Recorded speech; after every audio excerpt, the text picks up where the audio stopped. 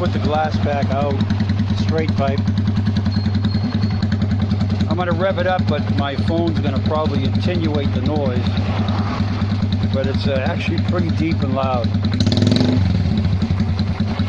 That might not come out in the video though.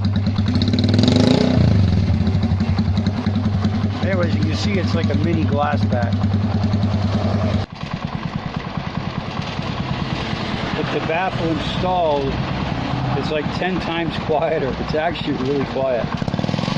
When I get on it, you can hear a little rumble.